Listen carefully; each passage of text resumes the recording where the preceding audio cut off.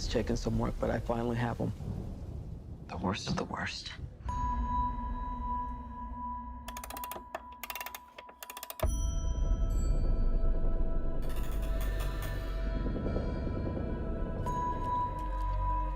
Where? Let's just say I put him in a hole and threw away the hole. There's rumors, Amanda, that some of them have abilities. Oh, yeah. I have seen things. Maybe Superman was some kind of beacon for them to creep back from the shadows. I want to assemble a task force of the most dangerous people on the planet who I think can do some good. They're bad guys. Exactly. And if anything goes wrong, we blame them. We have built-in deniability. What makes you think you can control them? Because getting people to act against their own self-interest is what I do for a living. Hello, everyone, and welcome to Back to the Theater, a movie review podcast. My name is Peter Waters, and with me is... Matt Veal. Hope everybody had a nice weekend. Me too. Except, yeah, I do too, I guess. Anyway, we're a couple of old high school buddies from way back, and we spend tons of time and money in the movie theater, so we thought it would be a good idea to start a movie review podcast. Isn't that right, Matt? Yes, and it's been doing very well so far, I think. So well that you would almost feel like no one's listening to it at all. But that's a shame. But anyway, we're still recording. We're on episode 4, I think. Yeah, yes, episode 4. Episode 4. And on today's episode, we will be discussing Suicide Squad, which Sorry, everybody who was expecting a 9 Lives review. Yeah, I actually saw 9 Lives, and as a cat lover, I don't see why. Actually, no, it's a pretty terrible movie. But I enjoyed it just because there is a cat in it. Oh, as a cat hater, then I'm not going to see it. You're a cat hater? Well, not your cats, but I'm not a cat lover at all. I'm a dog guy. Well, don't make me... I will log off immediately, But anyway, I'll pretend you just didn't say that. That's a disappointment to the fans, then. What is? If you log off now. Well, they'll have to be disappointed while I steam about your cat hatred. But anyway, okay. Today's episode we'll be discussing Suicide Squad, which is the third film in the DC cinematic universe that started with Man of Steel, and then we got Batman v Superman, and it will eventually culminate in the Justice League movie at the end of 2017. But unlike Batman or Superman, people on the street don't know who the Suicide Squad is. They're not yet famous people, so here's a quick background on this comic book property. The Suicide Squad, also known as Task Force X, is an organization from DC Comics that debuted in the 1980s, and it is essentially the bad guy answer to the Justice League. It's basically an unorthodox work release program for various DC Comics villains that were on death row, and they act as a strike team for the government, taking out hits wherever they need to, taking out other worse bad guys, and it is led by the no-nonsense Amanda Waller. There have been many different incarnations of the Suicide Squad over the years, but for David Ayer's film, the roster includes Rick Flag, who is sort of the team commander, Deadshot, who is an expert marksman, Harley Quinn, who is Joker's gleefully violent girlfriend, Killer Croc, who has alligator skin and eats people just for fun, El Diablo, who is a pyrokinetic tattooed gangster, Captain Boomerang, who is an Australian villain of The Flash, who wields a sharpened boomerang, Enchantress, who has sort of a Jekyll and Hyde complex, who is human on one side, and then on the flip side she is an ancient witch that it possesses her body, basically. There's Katana, who wields a sword that takes the human souls of its victims, including her own husband. And finally, there is Slipknot, who, all we learn in this film at least, punches women in the face. For no apparent reason. Yeah, that's not cool, man. Yeah. Again, we are not misogynists on this program. We do not support punching women in the face on this program. No. So this movie, Suicide Squad, had a lot of expectations going into it. Jared Leto appears as the Joker 8 years after Heath Ledger's iconic performance, an Oscar-winning performance in The Dark Knight. There's a lot of famous DC characters that are beloved by fans making their first cinematic appearance. And there's also a lot of behind-the-scenes course correction happening because after Batman v Superman was released and a lot of fans weren't exactly happy with the direction this DC cinematic universe was taking, there's been a lot of studio meddling with Suicide Squad, so there is a lot of behind-the-scenes drama. There's a lot of things at stake regarding this movie. So, Matt, I'm going to throw it to you.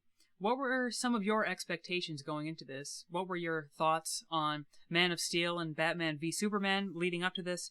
And do you think Suicide Squad marks a nice direction for this series of films in the DC cinematic universe to head in? Or do you think this is a big red light warning sign that we are headed for trouble? Well, Peter, unlike a lot of the people listening, and again, don't hate me for saying this, I'm one of the few that actually liked Batman vs. Superman. It's not a perfect movie by any means. There's a lot of problems with it. But honestly, it was very faithful to the Batman character itself. Except for using guns. Everyone complains about that. Well, you said it was faithful, and Batman notoriously hates guns, and... But I didn't think that was a big deal, because this is an angry Batman. But he lost Robin. I don't think it's a big deal either, but you did say faithful to the original. And... Other than that, Ben Affleck is a great Batman. He is probably the best part of that film. And I honestly thought it had a great symbol of anger, and everyone complains about the Martha scene, but I still think that's one of the best scenes in the movie. Matt, you ruined my reputation about you with the cat hating thing, and you're just digging the dagger deeper, Matt. But anyway, continue. Well, and like you though, I did like Man of Steel a lot. Like, that was a great, very underrated film. I don't know if it was underrated. I mean, it earned a crap ton of money, but... Right, but a lot of people don't like it that much either, which... Yeah. I understand if you don't like Batman vs. Superman, but I will not understand why you don't like Man of Steel. That's the way I view it. A lot of people complain that, he just destroyed a lot of, property in Metropolis without caring. And there's a lot of 9/11 imagery where, it's supposed to be a fun superhero. Oh, I know, but still, the first half of that movie is really, really strong, and the second half is, I thought made sense to the first half, where he's trying to discover his powers and trying to discover who he is, and then now he uses that power. So, yes, he destroys a lot of stuff. Yes, there's a lot of stupid lines in the movie, but still, I understood why they went with that direction, and I didn't have an issue with it. So what did you think of Suicide Squad, then? Well, yes, I should talk about that one. Honestly, Peter, you're going to be very surprised, and it wouldn't surprise me if you disagree, but honestly, I had a lot of fun watching Suicide Squad. I thought even though it had a lot of, behind-the-scenes drama that was released in reports last week, I dug these characters. I dug the atmosphere. I thought it was funny at times. I really don't understand why people are complaining so much about it. Batman vs. Superman, I understand that the problems with that one. But this, I think it was a case of critical overreaction. The actors all did good, with the exception of one, which... Actually, no, I won't. I can reveal it without spoiling. Cara Delevingne, I believe that's how you pronounce her name? I believe it. Yeah, she was the worst, easily the worst part of the movie for me, but I dug the whole cast, even Jai Courtney, who normally I dismiss as an actor. David Ayer managed to make him a likable character and a very good performance for once. He should stop being leading men in movies and play these crazy Australian guys from now on. I agree. You see that. He did... and Will Smith is back in his form as a like funny, cocky, like cool cat, if you will. Mhm. And Margot Robbie and Jared Leto both did a fantastic job as Harley and Joker. Mhm. Like, there are issues I had with the movie. I did mention Cara Delevingne, and with that, the villain, we will get into more of that in spoilers, was terrible. Like, the motivation was really stupid and very, very, very bland and very common nowadays, as we mentioned in Ghostbusters a few weeks ago. It just seems like every superhero movie recently has just had horrible villains in them. Oh yes, and this adds to the list. And the visual effects were very weak, shockingly. And most of you already know this. I didn't think it was a big deal, but a lot of people did. Jared Leto was not in it that much in the movie, and that's gonna disappoint a lot of people. But honestly, I didn't. You could have taken him out and it wouldn't have impacted the movie, but I feel you can still feel his presence in a good amount of the scenes that it didn't matter. So honestly, I really dug this movie. It's not a perfect movie by any means, but I still had a lot of fun with it. I want to hear your thoughts now, Peter. Okay. All right. Well, I am very conflicted about this movie. As you said, I liked Man of Steel. I really was disappointed deeply by Batman v Superman. It just was a complete mess, and just a complete mess.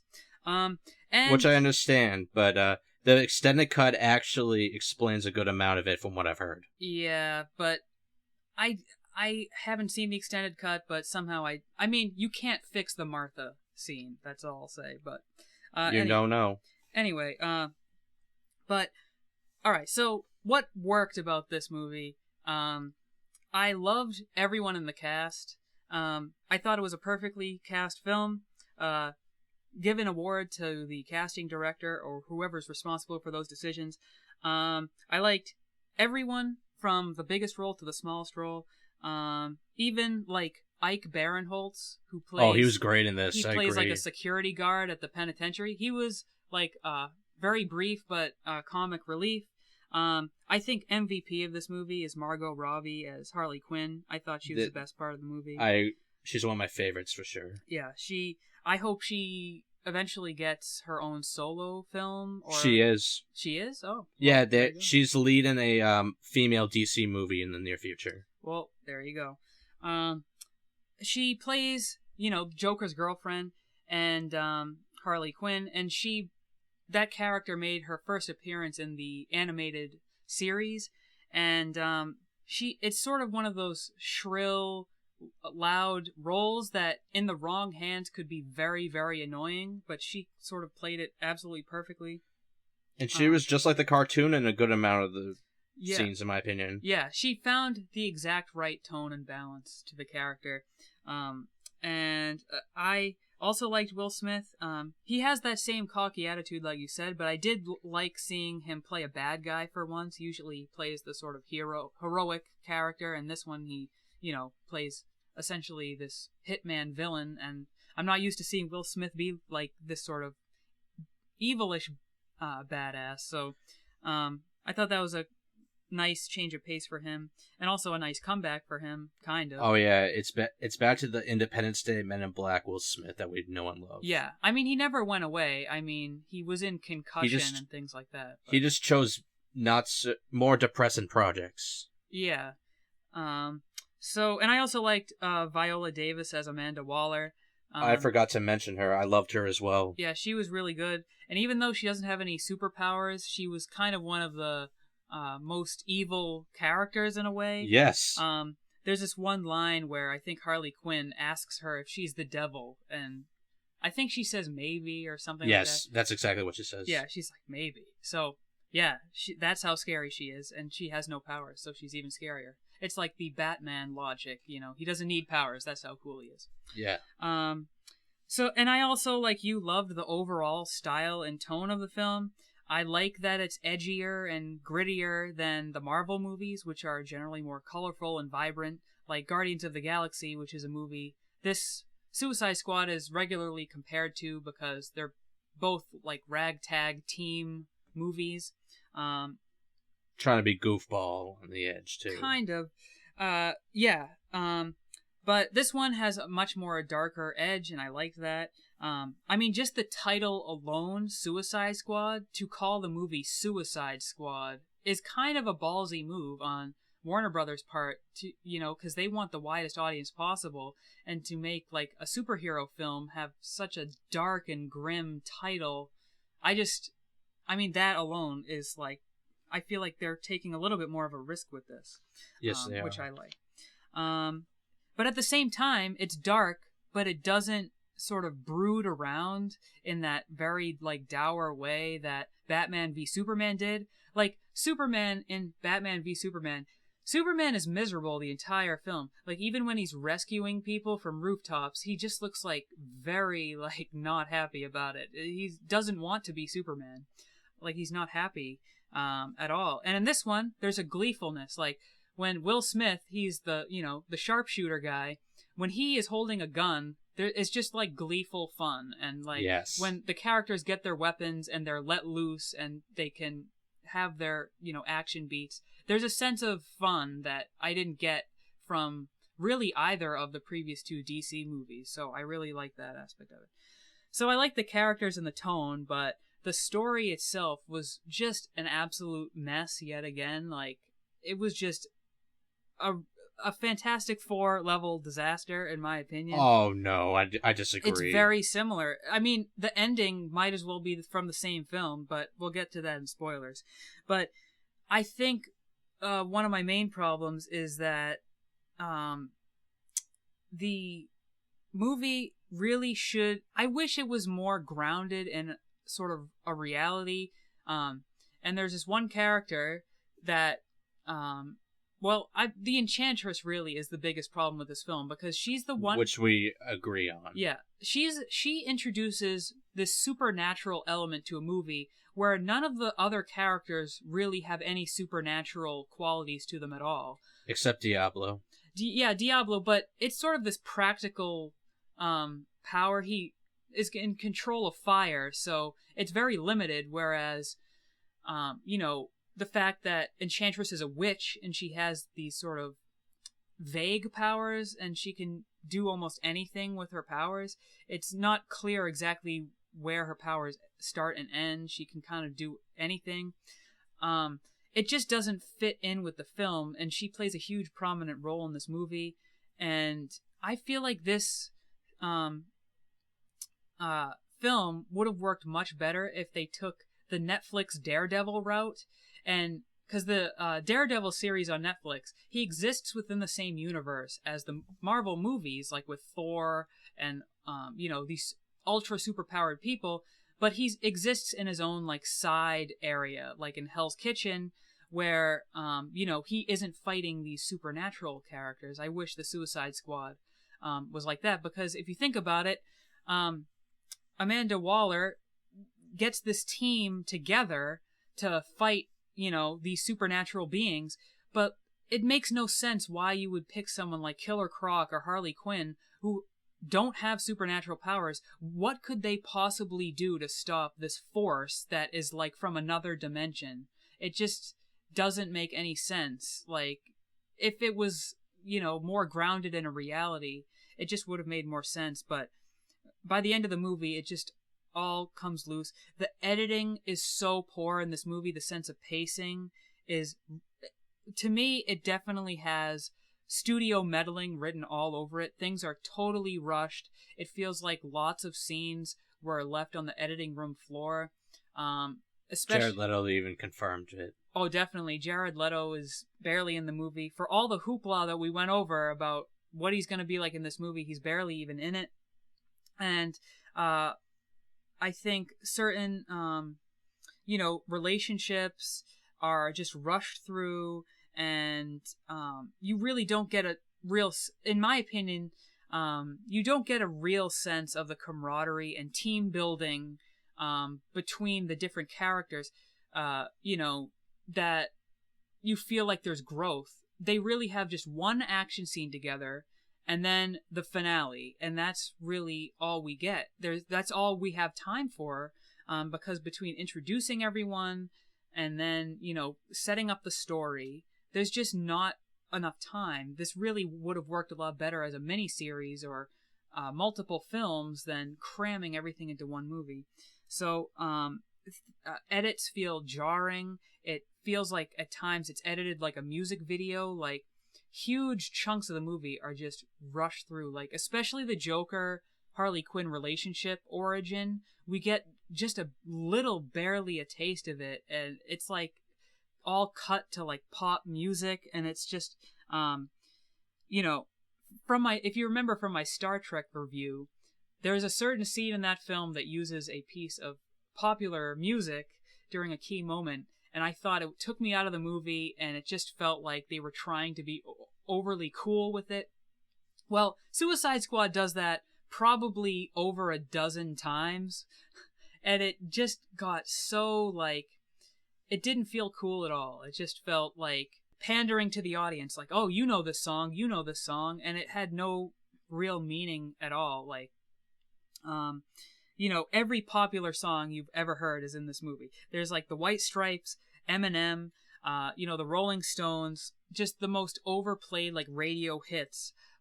They must have spent so much on the soundtrack, and it feels like forced to me. I don't know, every time they played a song that just didn't fit. I wish they had just used a music score. Like, it almost took me out of the movie every time they would play a new pop hit. So, I guess that's my overall feelings of the movie. I really like the characters. I like the direction and tone that they're heading in. I think this is a much better effort than Batman v Superman, which was a mess and it made no sense and the tone wasn't even interesting to me. At least this, they got the tone right. It's just poorly edited, it feels rushed, and it definitely feels like the studio had way too much of their hands on it. Well, I do agree with you in the aspect that, unfortunately, it has been revealed, even though David Ayer will not say it, that the studio did have a good amount to say in this, which is really unfair to David Ayer because he is a very talented director. I feel like the same thing happened with Josh Trank on Fantastic Four. He had a movie that was going to be like a superhero movie with like David Cronenberg body horror in it, and then he lost control of it from the studio, and he even took to Twitter complaining about this. Which was a bad move on his part. David Ayer's doing the right thing. Yeah, it was a bad move to announce it, but I think both directors are victims of the studio panicking at the last second and trying to, make the movie exactly how the test screenings, like, suggest they should head in. The direction, like, some random audience said, oh, there should be more humor in it, or, oh, this, I feel right. like David Ayer's vision was lost in the shuffle of all these, like, too many cooks in the pot, I guess. I think if Ayer was allowed to, just his vision to just go free, I think we would have had a much better film.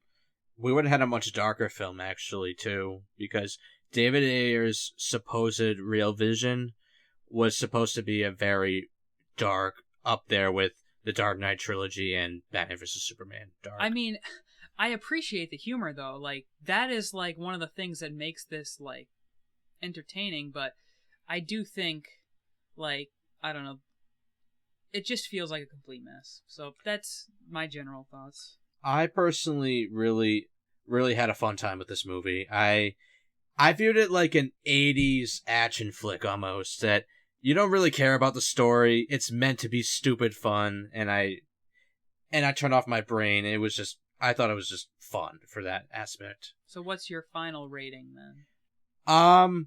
You're not gonna be shocked because I'm a lot more positive about this film than you are, unfortunately. But I had a blast the whole way through. Yes, there are problems. Yes, there's studio meddling, unfortunately, which I don't condone at all. But in this case, if the producers, they'll have more say on the next two films than last minute rushing like what happened here. I think this is the start of a good direction for DC, even though there are huge CGI problems and a really, really stupid villain. But nonetheless, I had fun with this movie. I'm going to give it a 4. Oh. I'm going to give it a 2.5 out of 5. So, all right. I had a tough time coming up with the rating, but I think that it's like, because I liked elements of the film, but the overall movie is just such a mess. So I give it 2.5 out of 5. But I come away from the film enjoying a lot of aspects of it. So that's my opinion. I'm conflicted. So right, like, but you don't sound disappointed. Like, I remember talking with you after BVS, and you were very disappointed with it. This is a lot better than that. So I do agree with you there. I think DC fans should not be as hard on this movie compared to Batman vs. Superman. Like, that I get. I get the anger with that. The editing, I think, is actually worse in BVS than it is in Suicide Squad. In my opinion, even the characters in Batman vs. Superman weren't even handled really that great, whereas at least in this movie, you like the characters, you want to root for them. They're just in a story that's very generic and, not really that inspired, in my opinion. I won't fight that it is generic. I do agree there. Alright, so any last thoughts before spoilers? No, I think I said fairly enough before we spoil the movie. Yep. Alright, so let's head into spoilers.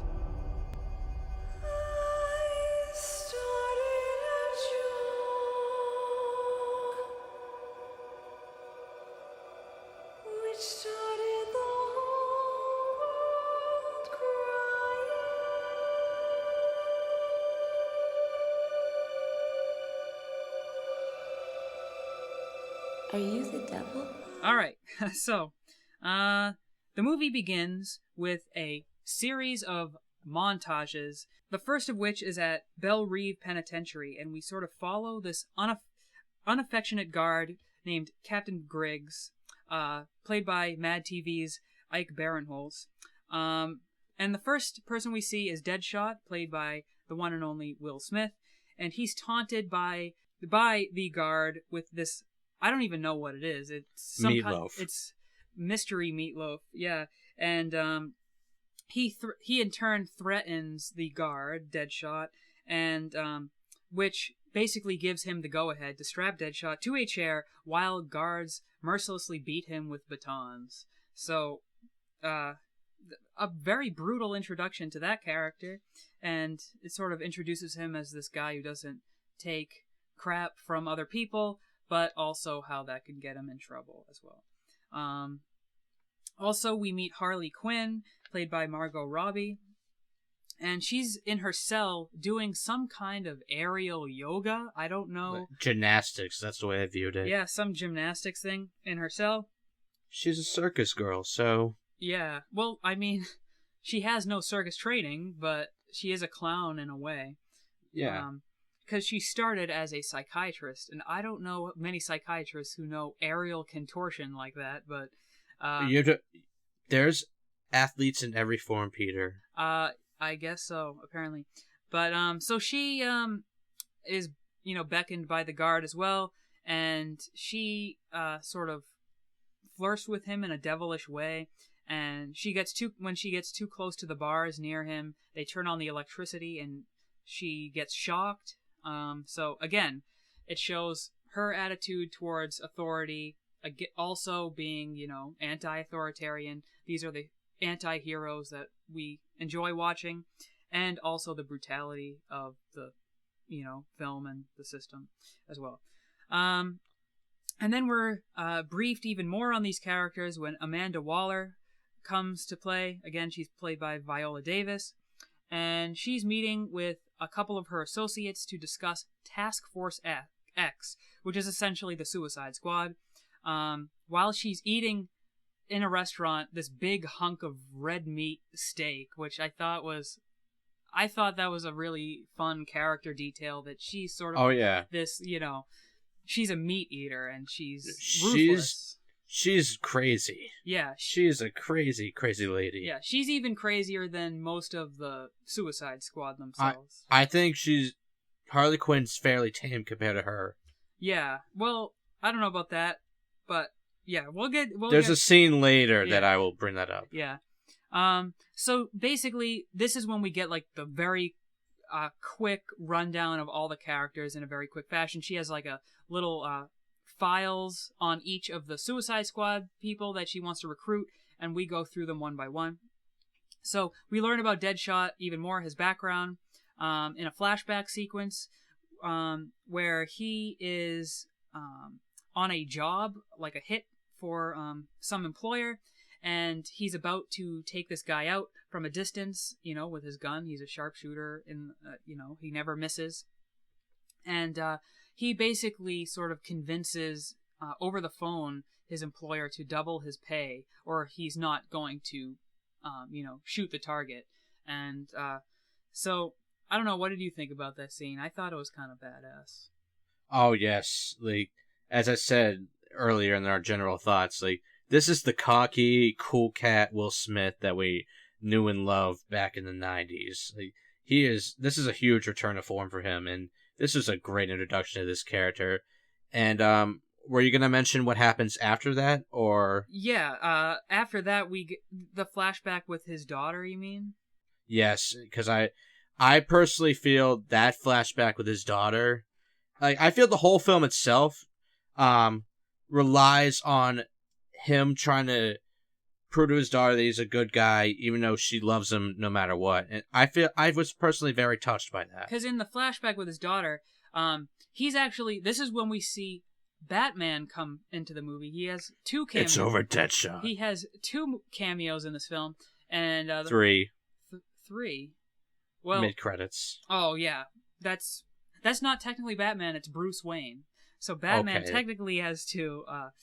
So Batman is about to apprehend him, and just as Deadshot pulls his gun out, his daughter runs in front of him and says, "No, Daddy, don't shoot Batman," or whatever. And he doesn't, because he is, and that lets us know that even though he's a villain, he has a good heart. He has a heart of gold, and he won't kill Batman. So that's why he's in jail, basically, because he loves his daughter so much that he didn't shoot Batman. So, No, he's in jail because of all the other crimes he did. Well, yeah, but also he could have killed Batman and escaped in that moment. But because he loves his daughter so much Exactly. that he doesn't want to do that to her. Exactly. So, and then after Deadshots, I almost said Deadpool, another character that is kind of very similar, actually. But and a better movie, in my opinion. Yeah.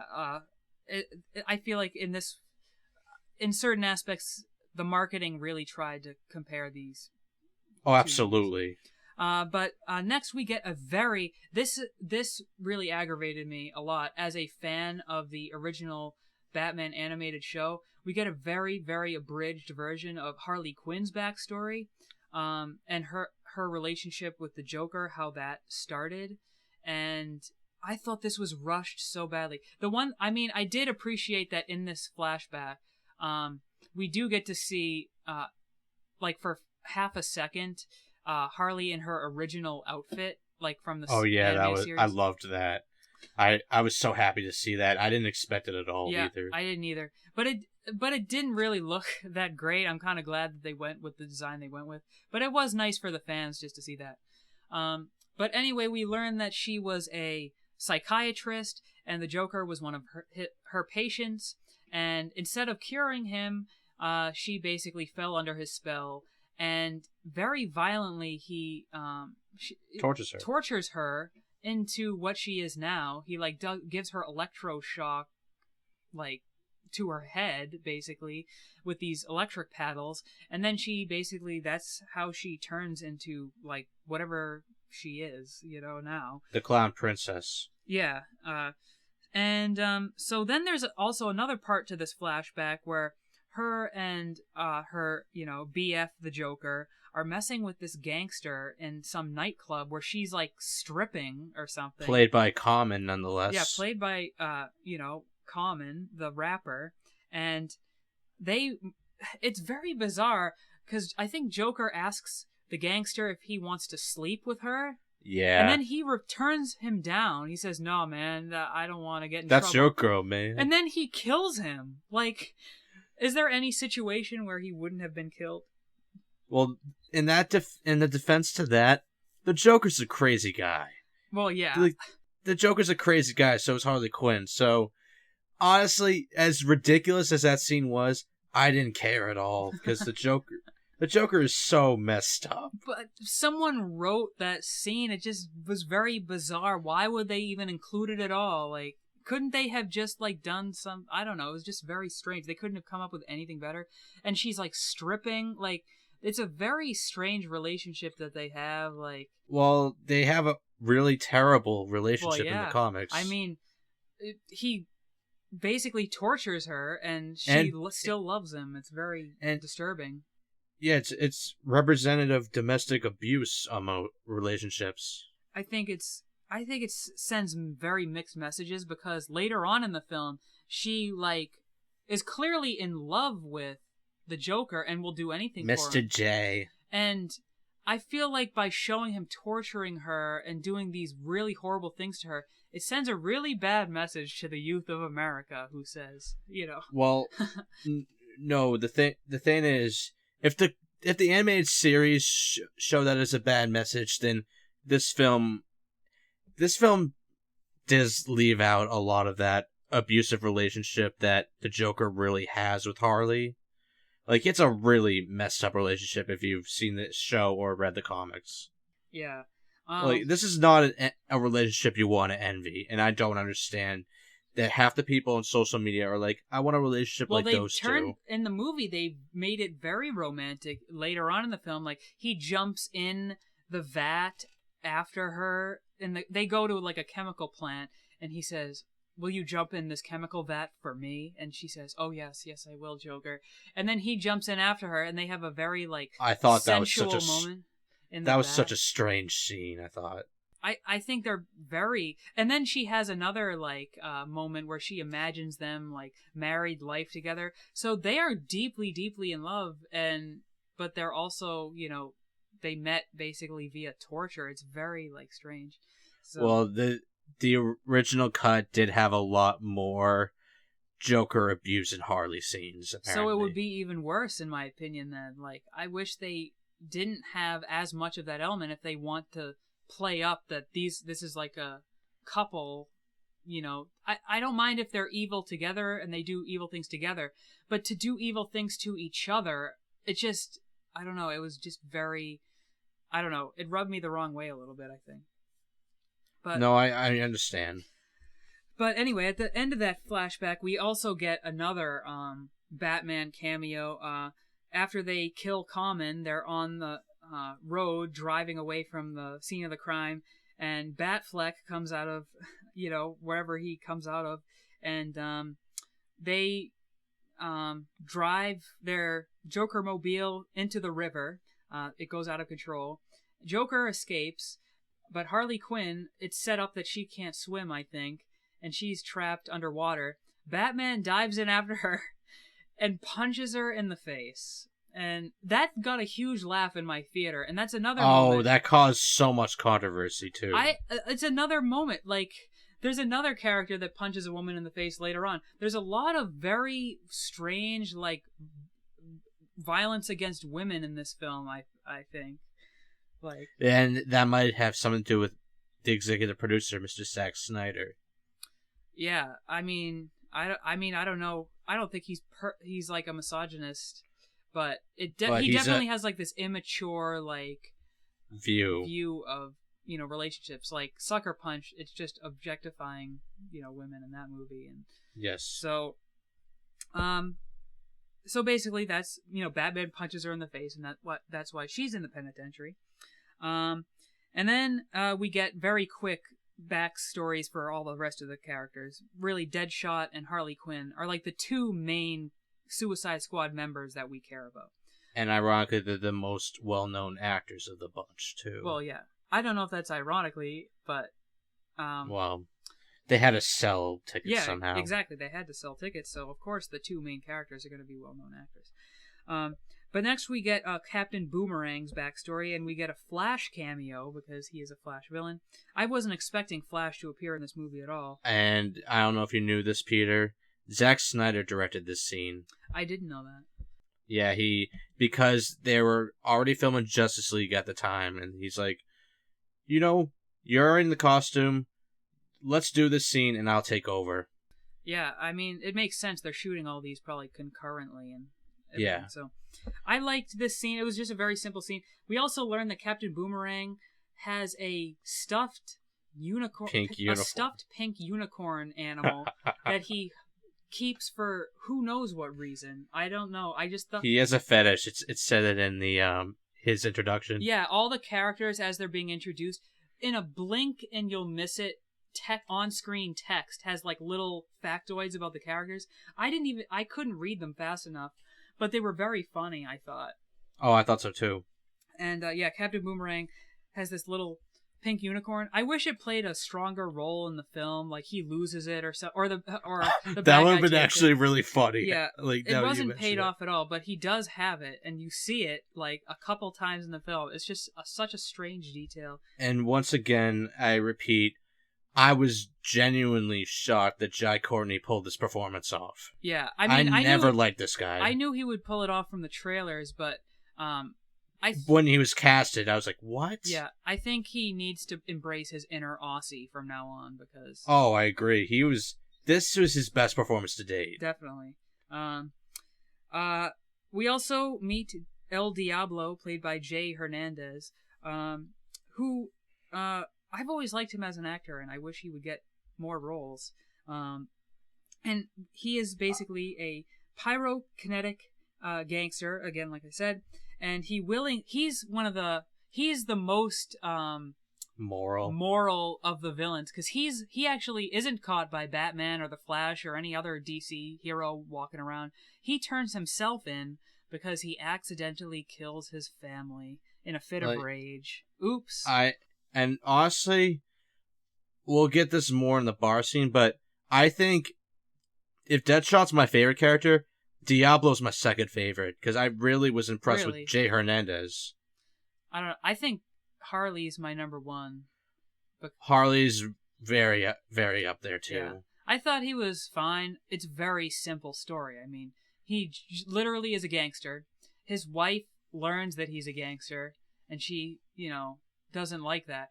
You would think she would know he was a gangster just based on all of his tattoos covering his body. I mean, he looks like he has a skull all over his face. Yeah, no, you can't get a career. You can't earn a living, working the tills at, Walmart or something with like huge skull tattoos. But I'm an engineer, mate. Yeah, like, so I don't know what line of work she previously thought he was in. I don't know what story he made. Tattoo artist. Yeah, actually, that would be probably the only thing that would make sense. But anyway, she gets mad at him, and then he, I guess, can't really control his firepower because he gets angry, and then he burns the house down with his young daughter inside as well. Oops. So, accidentally.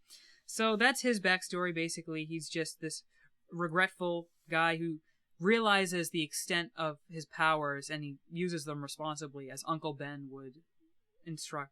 He uses his powers responsibly. Except Peter Parker's a nicer guy than Diablo. Yeah. We also meet Killer Croc, who is played by Mr. Echo from Lost. And I'm only saying that because I cannot pronounce this guy's real name. I don't know it either. I'm not even going to try to pronounce it.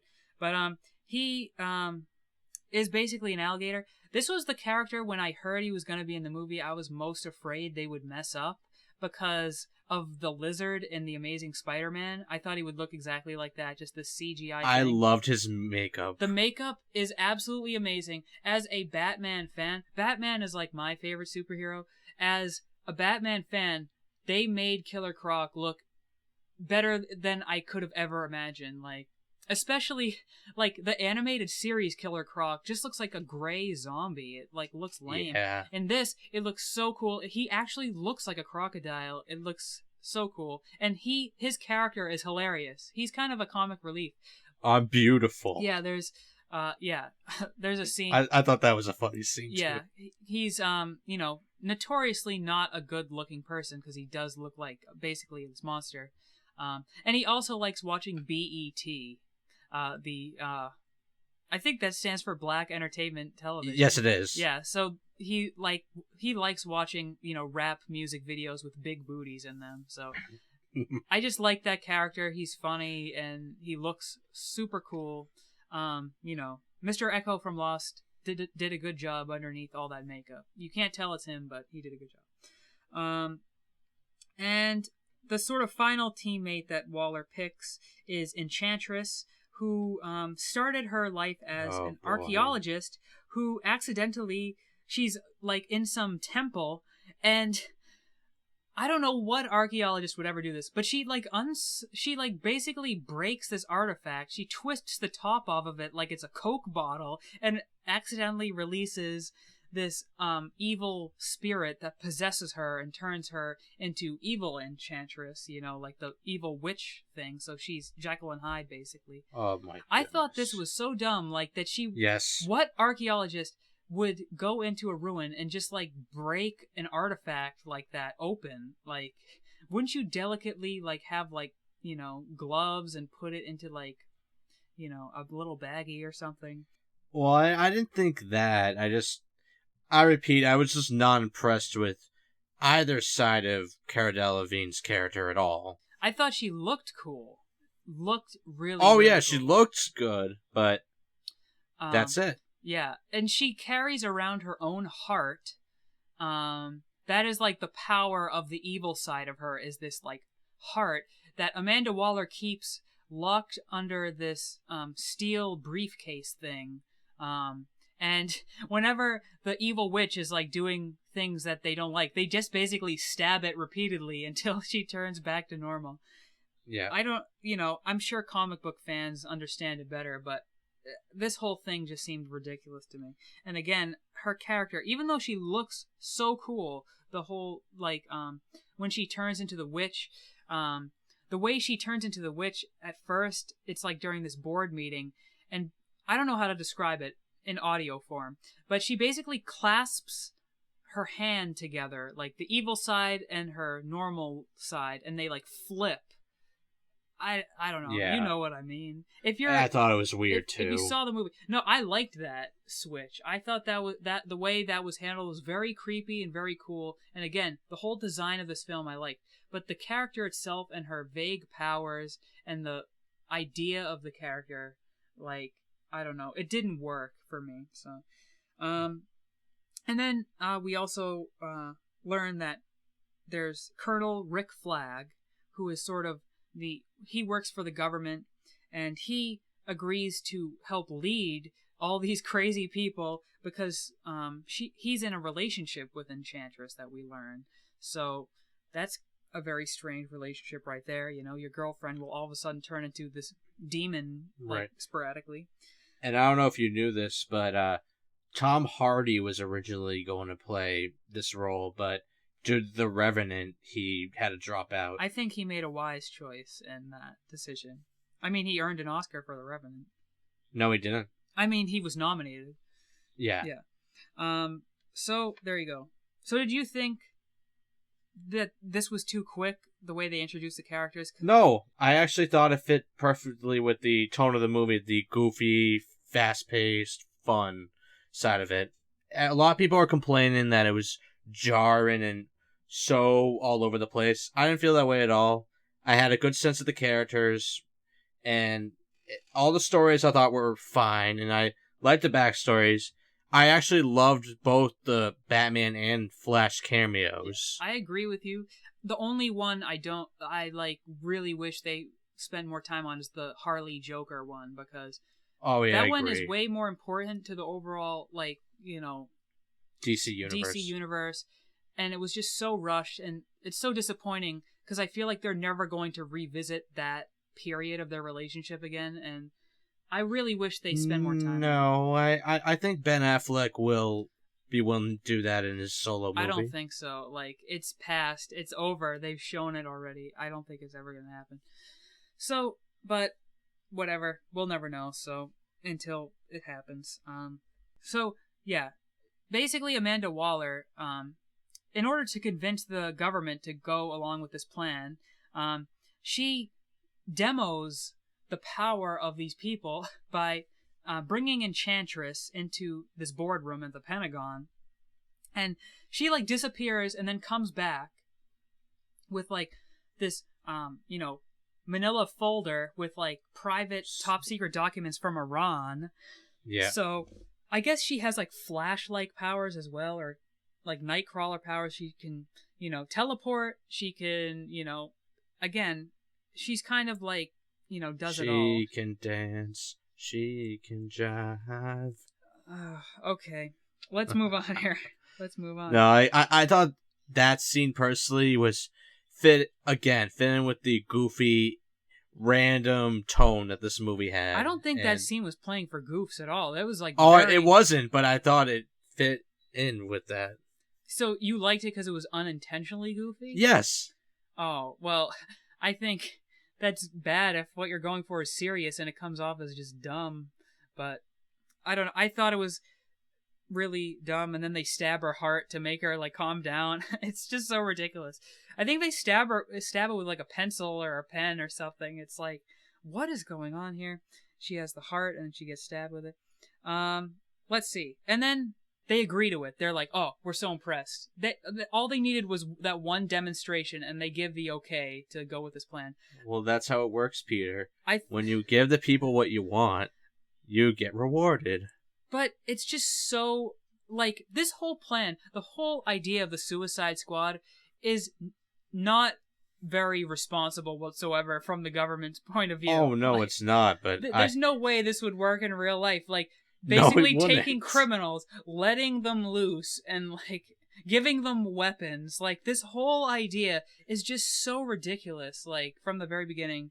But it's a ridiculous movie, and it's a ridiculous premise, and it works in that I know, world. but it's like you still have to have some suspension of disbelief, and like all they need for convincing is this one short demo. Like, I don't know, whatever. You just they have top secret documents from Iran, so yeah, they got what they want. Oh, well, whatever. That's what happens anyway. And then another thing that's irresponsible, they go to the penitentiary where all these people are locked up, and they give Deadshot, they take off his handcuffs, and they literally give him a ton of guns, like, to target practice. And immediately, which is what you would think would happen if you had half a brain, he pulls a gun on one of the security guards immediately. He doesn't even really wait. And it's like, this whole plan is so ridiculous. Like, they uncuff the top marksman in the world. He never misses. They give him a wide array of military-grade weaponry on a table in front of him. And what do you think is going to happen? So, anyway. He follows the rules? Yeah. But anyway, he's eventually calmed down because Amanda Waller promises, hey, if you play ball with us, we'll allow you to see your daughter, essentially. Again, That's his heart of gold thing. I don't know how they convince the other ones, like...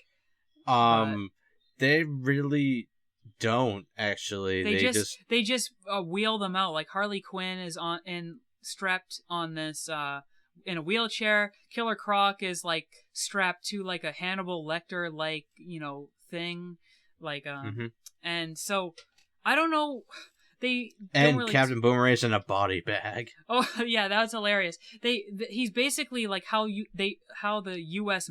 postage like has like mail bags. They transport him in that. They unzip him, and then he like pops out and punches people left and right, like brawling, like any Australian would do, really. Yes. So this was all just ridiculous. I thought like they just this whole plan makes no sense. And speaking of plans that make no sense, we also learn Enchantress's plan very soon. This is so stupid. She teleports to a subway station, and first she steals an artifact from Amanda Waller's. She steals the heart. Yeah, she steals. No, she doesn't steal the heart yet. That's later. She steals an artifact.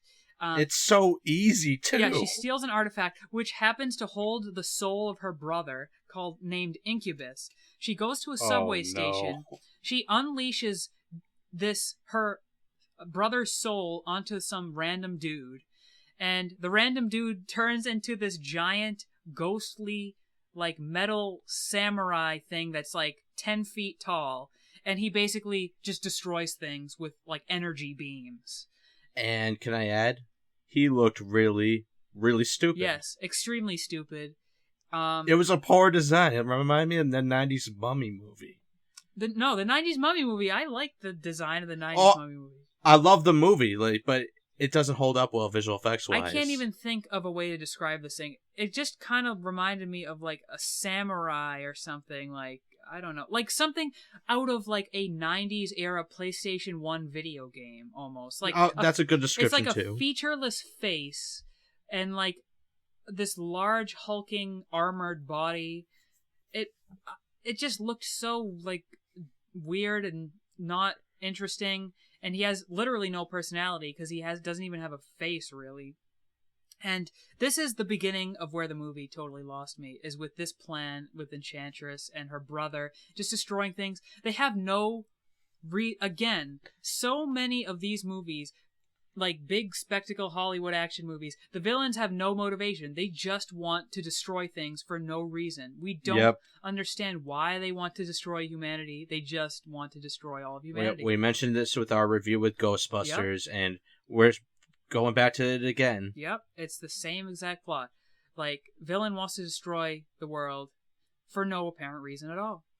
They could have done something like humanity put me in that idol or something, or I don't know. No, like the excuse they put is, oh, they used to worship us. They worship machines now. I don't even. Like, that's such a stupid lie. I don't even remember that. Like, I was like, oh, I probably didn't remember that because I have to during this whole time they're speaking in like this fake language, like that's subtitled, like to make it even more goofy. All right, so that's generally it. So we also meet up with the Joker again, who is informed of Harley's situation, recruited into the Suicide Squad, and he wants to, help her escape. And he's notified of her situation by one of his goons, and he's just like chilling out in the middle of this like array of like knives in this circle. Like this, it looks like his art project or something. Yes. It was so bizarre. Look, Mom, look what I did today. It's so bizarre and random and like has absolutely no practical use, this like array of knives like in a circle around him. But anyway, basically this Joker reminded me of James Franco's character in Spring Breakers, Alien. Oh yes, I agree. Because he has like the grills and he's like, I don't know. He's seductive and creepy at the same time. Yeah. I liked his Joker, I did, but I wish we saw more of him. Yeah, I think he borderlined on over-the-top goofiness, but I don't know. Just the grills and I don't know. I overall liked him, but it really was a fine line. It's exactly how I felt about James Franco as Alien. I thought he did a good job in that movie too, in Spring Breakers, but he did have that fine line of being really silly. I'll give you that. So then, Amanda Waller, her plan to keep them all in check, she puts like these trackers that also act as bombs into the necks of all the Suicide Squad villains. So if they are out of line, if they try to run away, or they don't try to follow the mission, she can basically on her smartphone press a button and they die. Like in a very Dr. Evil style, how he would, how he would like press a button and they'd like fall into a shark pit. That's basically her thing. She has this power to just kill whoever. So Joker and his goons infiltrate the facility where they make those nano things, and that it's all planned, an elaborate scheme to get Harley back. They try to play this up as like they're the Romeo and Juliet of the film, like, and we want to see them reunited so badly. But their introduction, we don't have any relationship, real strong early scene to hinge this on, so the whole plan just doesn't even have that much weight to it. And I felt everything that involved the Joker in this movie could have been and should have been gotten rid of. because it just felt like an add-on. Like they had to do it. Like, you know, they Oh, needed really? a character that was very recognizable, and it felt forced.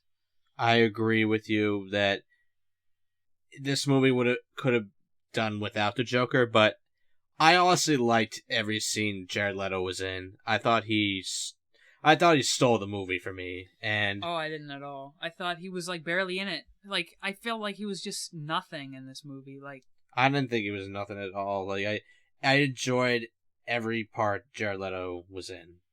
I don't know. I just felt like I did not like him. It's just he didn't have anything to do. I felt you could feel his presence in a good amount of the scenes. Actually, I guess but he doesn't have like a standout scene where, you know, like in The Dark Knight, there's like the Why So Serious? yeah, why so serious, and the pencil scene. That's our major introduction to him. Like we never have a scene like that introduces his menace. We have that very bizarre scene where he threatens Common, but I thought that didn't work at all. Like there's no like standout Joker scene, and it's kind of disappointing. But I'm sure this isn't the last we'll see of Leto's Joker. No, like Affleck fully intends to put him as the villain for his solo film. Is that confirmed? I'm pretty sure it is. Well, we'll find out soon enough. Yeah. So anyway, the squad, this ragtag group of villains, they enter a helicopter. Last second, they're joined by Katana, which is another squad member. You know, she just another thing that just feels like an afterthought in this movie. It's like she literally just hops aboard like last second, like they didn't even plan for her to be in the movie, and then she's in the movie. And their helicopter is shot down, though, by the Enchantress and her goons. Or, not goons, her minions, rather. Because her brother, Incubus, and Enchantress, who is now, like, in witch form, they have created these faceless drones who, like... Oh my goodness. They have, like, bubble-faced... They have, like, black bubble faces, and, it's just yet another superhero film that has mindless drone characters. Like Avengers, we saw this, and I'm pretty sure a bunch of others. Actually, Age of Ultron did it as well with Ultron's like minion bots, like just hordes of faceless enemies that when you kill them, there's no blood to get away with the PG-13 rating. That's basically why they exist, I feel. You know, that's exactly how I felt too. So, and because when you slash them with a sword, they just crumble. They don't have blood splatters or anything. Yeah. And going back to your thought on the Avengers, I thought the drones in both those movies were much better designed and handled than they were in this movie. I think they were badly handled in both films, but I thought they were. I thought they looked ridiculous in this one. I didn't think they looked ridiculous, but it's just uninspired and boring. I didn't. Yes. So. But anyway, when their helicopter is shot down, we get our first major action scene, and we get to see the main crew in their element for the first time. Like we see Katana use her sword, Captain Boomerang uses his sharpened boomerang. Oh, we forgot to mention a scene, Peter. What scene? Slipknot can. Oh yeah, Slipknot dies. It's not even worth mentioning because Slipknot is introduced. He punches a woman in the face, and then there's one scene where he tries to run away, and then he's killed immediately. That's all he does in the whole film. It's sad because Adam Beach is a good actor. I don't know if you've seen... I don't know if I've ever seen him before. There's a Native American movie I saw in the 90s that he's the main character, Victor, is his name. He's a good actor, and I was happy to see him in a big blockbuster, and then this happens. He does nothing the whole movie. He shows up, punches a woman in the face, and then he tries to run away from the team, and he's killed immediately. So, and he's on all the promotional material for this movie, so I thought he would be in it at least a little bit, like halfway through at least, but they kill him. Like, he doesn't even have... I don't know if he really says almost anything in the movie. Oh, he just tells Boomerang of his escape plan. That's really it. So, he's pretty much nothing. But during this action scene, Boomerang uses Boomerang, Harley uses a baseball bat, and the most badass thing is that Dead Yeah, Deadshot. Not yeah. I keep confusing him. Deadshot and Deadpool. It's Deadshot. They're similar names. It's understood. Yeah, very similar names. And he goes all out, and he basically takes care of everything for everybody else, because he is a sharpshooter, and he has like an arm cannon. Again, showing the total irresponsibility of the government, giving this criminal arm cannons and like his weapons back. Yeah, he has like every gun imaginable at his fingertips, and he basically kills all these things like very quickly. And then they continue on. They don't even, again, they're on this mission on their way to a quote-unquote mark, and the audience and the squad doesn't even know where they're heading. So, like, it's not like we have any sense of purpose during this scene. They're just, like, on a mission. Like, yeah. Towards this building. And once they're inside the building, they're attacked again by more mindless drones. And Diablo, who originally was a pacifist, because again he's using his power responsibly, he's like peer pressured basically into like using it again by Deadshot. I love that scene personally, when he was like screaming at him, being like come on, just do it, he's basically acting like an overzealous little league coach towards Diablo, to make him unleash his inner fire beast. So yeah, I thought these action scenes were okay, not spectacular. I liked them. Yeah. They weren't over the top spectacular, I agree, but I liked them. Yeah. I thought they were fun. Yeah, they were fun, but a little bland, and I didn't think they were bland. Did I prefer seeing the characters just chilling with each other and making jokes? Yes, but I like these action scenes too. Yeah. Well, yeah, this is the only, in my opinion, good action scene. There's only 2 action scenes in the whole film, and this is the better one of the 2. The finale is a complete mess, but I'll get to that later. I don't mind the finale, honestly. Well, we'll get to that. I think it's stupid. Real horrible. I give you that. Anyway, so they go to their mark inside this building, and it turns out that Amanda Waller is inside there, and with a bunch of other associates, and the squad is surprised to find her there, and they're discussing their plan in front of these other government agents inside, and Amanda Waller, this is the scene I was gonna tell you about. She like realizes that she's discussing these top secret things in front of these people, and she just kills them with a gun. Like, instead of like, any other, like, she just pulls out a gun, kills them, even though she's like in the government, and she says they know too much, they know too much about it, they had to die. So I didn't understand this scene at all. It was ridiculous. I thought it was I think a lot of people are heralding this scene as she's like a very strong woman character. I thought it was just completely idiotic. And just, yes, it was. Yeah, and it was. I was like, "What is this?" Yeah, what happened? I thought it was ridiculous that she just. People actually said this. Yeah, someone wrote this film, and they tried to treat it like, oh, she's a real badass character. But I was just so confused. I'm like, what just happened? I was in a daze for the next 5 minutes, just thinking back. Like, did I miss something? Who were those guys? Were they actually like? I was so confused. But no, she literally kills fellow government employees because they overheard a few loose They don't have things. the clearance. Yeah.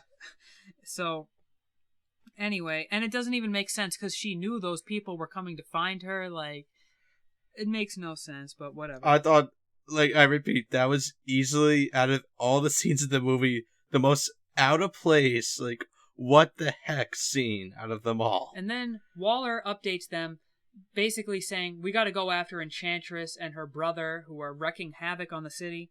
But before they can get anywhere, the Joker comes up because, he has tracked Harley Quinn. Oh, who, by the way, they've been texting this entire time. And I don't know who on the government gave Harley Quinn a cell phone.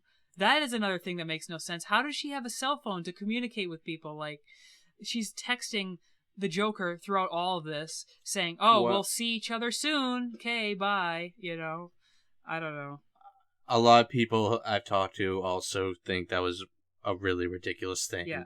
So Joker, they're waiting for an extraction, and it turns out that Joker hijacked the helicopter, and he has a Gatling gun that he's shooting spraying bullets back and forth, but somehow he's missing Harley as she leaps in onto the helicopter rope that he tosses, and they sort of escape. Amanda Waller orders, Joker deactivated her like nanobomb, so Waller can't kill her, and she orders Deadshot to shoot her from afar, but he refuses, even though she promises him, "I'll let you see your daughter if you do this," but he, I guess, has too much pride for that, so, for killing someone like that who didn't provoke him. But they shoot down the helicopter. Eventually, Amanda Waller and her people enter another helicopter. They shoot down Joker's helicopter. His helicopter goes down, but just in time, Harley, who's hanging by a rope, jumps out and onto a roof, which I thought was very unrealistic, even for a comic book film. Like, the way she just leaps off a helicopter onto the roof of a skyscraper. And then we don't see Joker die, even though the movie wants us to think he's dead. He's Everyone knows he's not dead. It's so I hate when these movies do that. He's not going to die, especially if you don't see him die. So, but Harley thinks he's dead, and she has sort of a sad moment to herself. So that's basically that whole scene. Oh, but also Amanda Waller and the government soldiers guys, this helicopter gets shot down by the Enchantress's people. So there's 2 downed helicopters.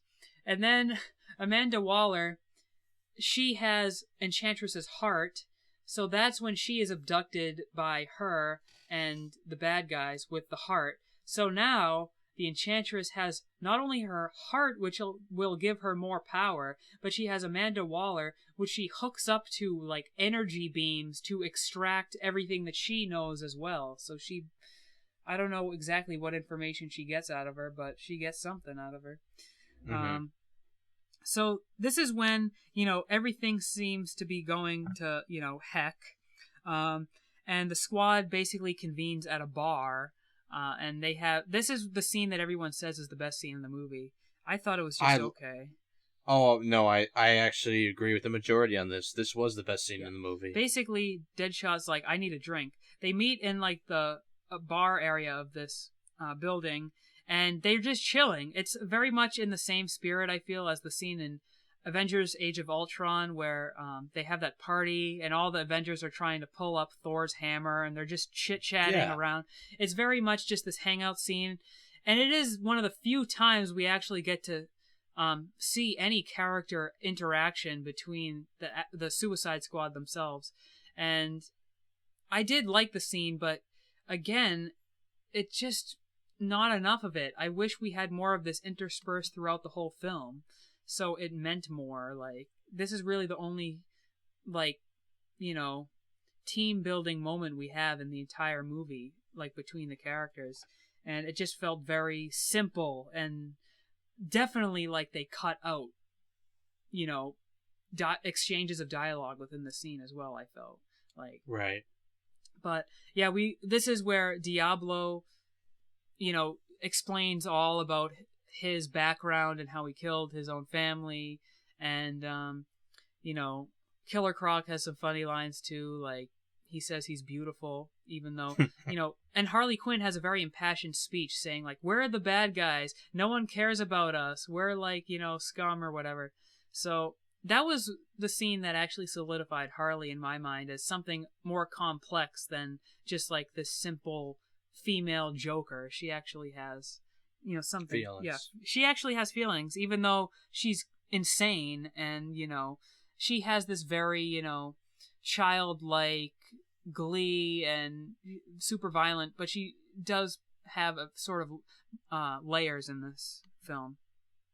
Yep, I agree. And also, Rick Flag shows up, and he gives letters to Deadshot. His daughter apparently wrote letters to him every day that, for no reason, he never received. And for some reason, Rick Flag had on him throughout all of this. What did you feel about that scene where he's like, your daughter wrote to you every day, and Deadshot's like, not cool, man. Why would you hide this from me? And in the audience, I was thinking the same thing. Why would you hide these letters? I don't understand either, but as I repeat earlier, like, the heart of the movie essentially really is Deadshot trying to make up lost time with his daughter and trying to rekindle that relationship. And I personally was a little touched when he finds out that his daughter still does care about him. When he realizes that. So, yes, it's ridiculous that he hid these letters, but still, I was personally touched by that whole relationship in the whole movie. Yeah. So basically, there's a series of pep talks, and eventually, they, agree to finish their mission and stop the Enchantress and her brother from destroying the world, basically. And their plan is to plant a bomb underneath where Enchantress and Incubus have set up this weird blue portal beam that is shooting into the sky.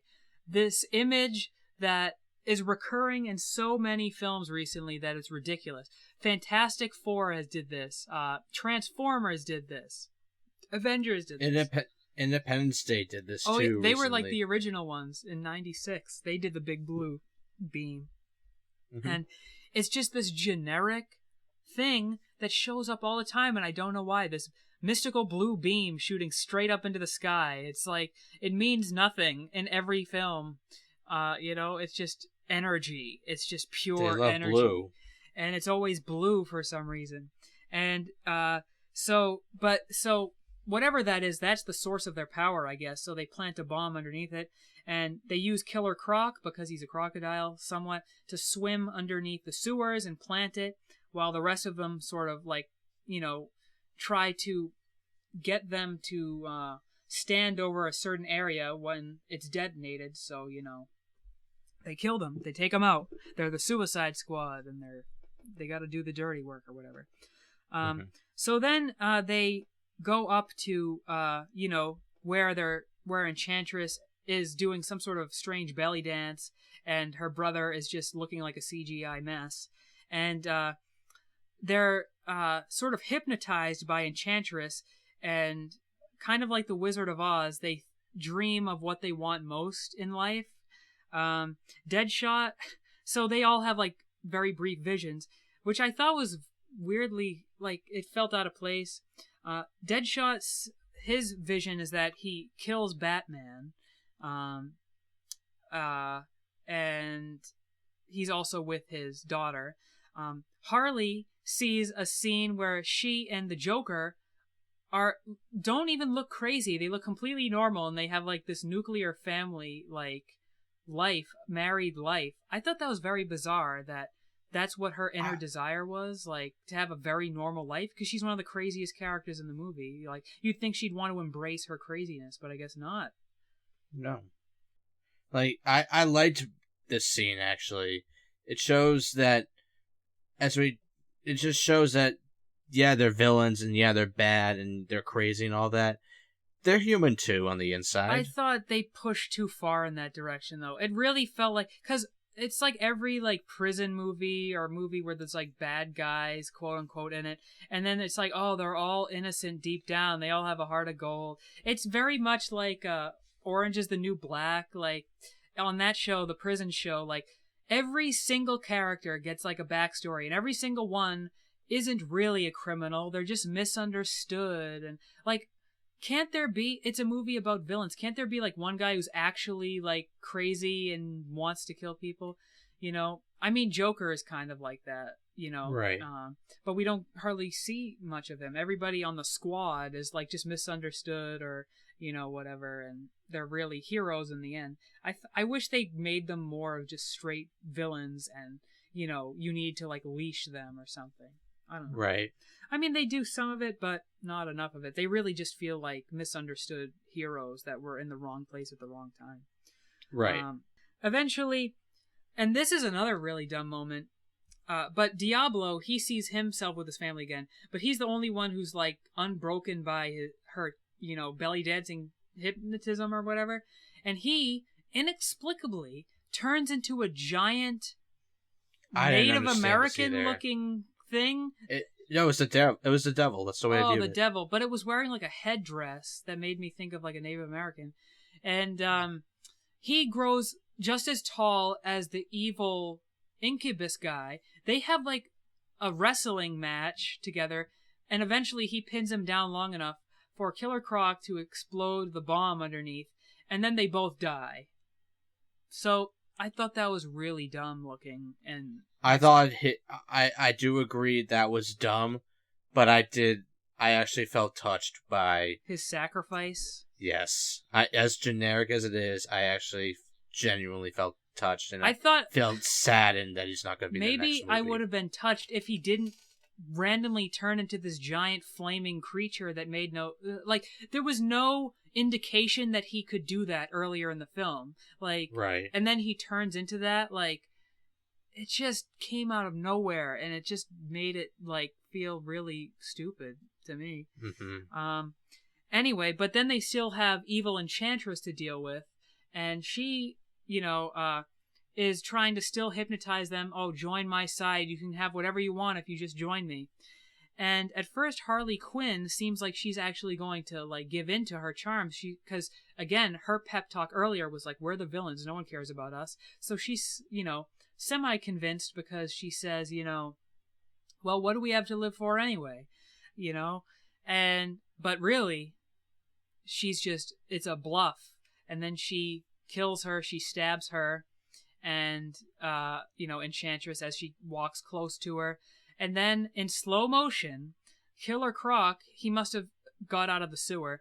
He has a duffel bag with a bomb in it, chucks it into this blue beam that is shooting directly into the sky, and this is all in slow motion, set to really epic quote unquote music, and Deadshot then aims his gun at the bomb and blows up the blue beam, saving the day. That's the whole end of the movie. That's all that happens in the final action scene. Diablo turns into this giant thing, and then they explode the big blue beam. And I thought it was just so lame. It reminded me so much of the ending of Fantastic Four's ending. Oh, no. I thought that was much worse. It was much worse, but it was the same concept. Like the big blue beam and stopping the vague villain with its power, At least there was more emotion and there was more stuff going on in that, unlike the quickness of Fantastic Four. I mean, yeah, I agree. The other Fantastic Four, it was like really like embarrassing. This one, it just felt dumb and unearned and bland, and I don't know. It just didn't work for me. It just did not work for me. There wasn't enough build up to it. There wasn't enough moments between the characters that, their teamwork by the end of it meant anything to me. It just felt like, they were doing their job or something. Right. Anyway, so that's basically the end of the movie. Then we get like afterwards but first, Waller comes back out of her, she was like being sucked into, getting her information sucked out of her, but she comes back and she is still ruthless even though they saved her. She basically just said she agrees to getting 10 years off their prison sentences and gives them grants them small requests, and I thought their small requests were pretty hilarious. Deadshot's is serious. He's allowed visit. Deadshot's touched me. Yeah, honestly. I thought it was very generic. Him and his daughter, but he's allowed visitations with his daughter, and there's one scene where he's helping her with math problems under supervision. But at least he got what he wanted. I liked Killer Croc's the best though. He has a TV with BET on it, so he can watch jiggling butts on TV all day. Harley is also given an espresso machine, which I thought was funny. So they're given all the Boomerangs. I didn't understand though. What did Boomerang get? Boomerang just looked like he was in solitary confinement, screaming. Oh yeah.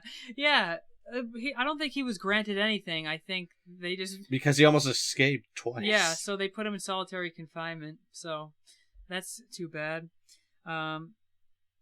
But yeah, because he wasn't involved at the end. Didn't he run away or something?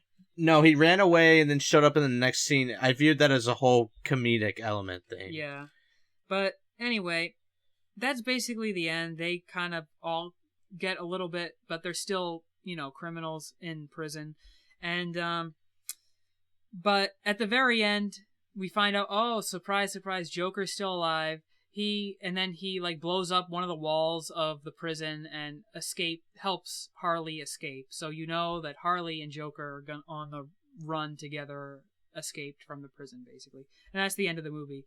And then the mid-credits scene. Yeah, there's the mid-credit scene. But, considering that Joker break-in was the end of the film, I thought that was a very weak way to end the film, because the Joker was barely in the film.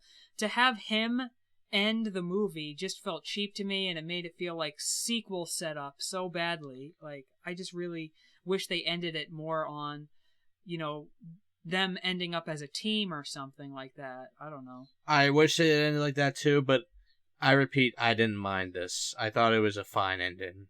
And it was nice to see the Joker one more time. I thought it was weak. It was a movie about teamwork, and it ended with a relationship that was barely developed. So, yeah. So then the movie ends, and the mid-credit scene is really absolutely nothing to this scene.